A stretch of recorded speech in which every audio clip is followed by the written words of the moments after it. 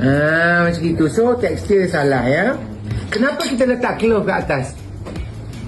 Aroma. Kan letak cengkeh tu aroma. Plus nampak cantik lah. Bila kita goreng tu nampak aroma cantik. Kenapa kita kut now salsa ni? Buat balik Sos pun dekot. Rasa sedap. Ikan masak sedap. Cantik. Sos tak cukup. Ada ikan tawar sikit. Tambah apa? Nutmeg banyak lah. Banyak ke? Sedap. Coating tahu apa? Coating Buat standard breading procedure juga. Flour, egg wash and breadcrumbs. Ni si best. Sos ni sos apa?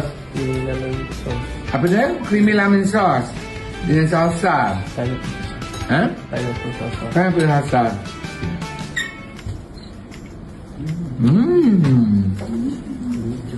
I love your salsa. Lidah kan, saya suka masam. Okey. Ni boleh menjadi muak. Lemon sauce ni dengan cream ada rasa lemak sikit kan.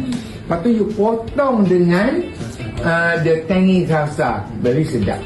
So eating experience tu. And you punya salsa punya potongan pun cantik.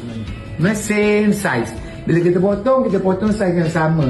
Supaya kalau lah kita masak, ni tak masak lah. Kalau kita masak, dia masak pada waktu yang sama. Dia tak ada masak dulu ini tak masak lagi kan. Rich Town.